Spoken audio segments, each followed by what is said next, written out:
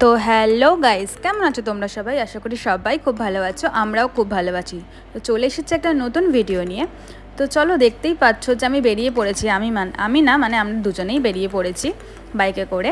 তো এই যে এটা যে ব্লগটা হচ্ছে মানে ভিডিওটা দিচ্ছি, সেটা হচ্ছে রথের দিনের ভিডিও। একটু লেট হয়ে গেছে আমার ভিডিওটা পোস্ট করতে।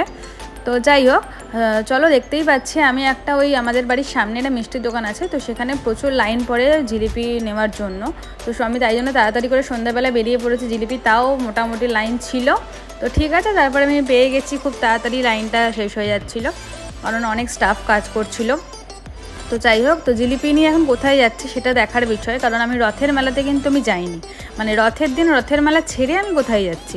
আশা করি বুঝতে পারছো যে এই ব্রিজটা দেখে যে কোথায় আমি যেতে পারি। হ্যাঁ, তো একটু তো তোমাদের ধারণা হয়েইছে।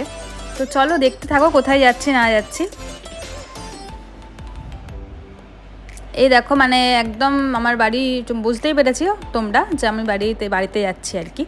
তো ওই বাড়ির সামনে দেখলাম একটা পুচকু রথ বের করেছিল, তাই একটুখানি দেখালাম তোমাদেরকে। তো এই যে চলে এসেছি, এসেই দেখি মা চিকেন তন্দুরি একদম রেডি করে রেখে দিয়েছে। মানে এটা বাড়িতে তৈরি করা নয়, কেনা। তো জাস্ট গরম করে দিল।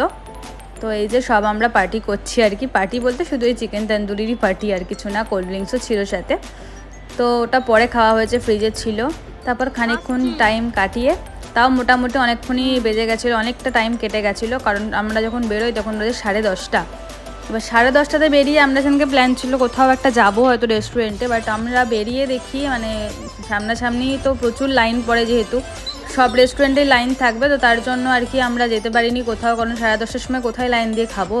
তো তার জন্য আমরা পাইনি খাবার। তো কোথাও আমি মানে সেখান থেকে আমরা দক্ষিণেশ্বরে যাই। মানে এই যে তোমরা দেখতে পাচ্ছ, একদম মানে কপালে ছিল আর কি, জগন্নাথ দেবের রথ দেখতে পেলাম আর কি। তো যাই হোক, তো এবার আমরা যাচ্ছি, মানে খুঁজছিলাম কোথায় খাবো না খাবো, তো পাচ্ছিলাম না কোথাওই।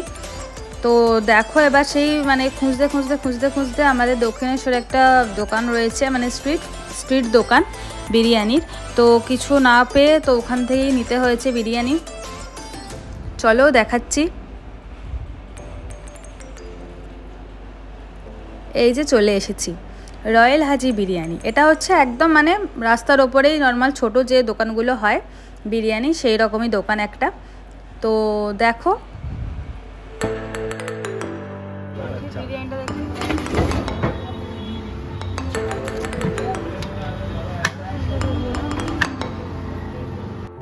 আর এই যে এখানে দেখো তোমরা, মানে এনাদের বিহেভিয়ারও খুব ভালো।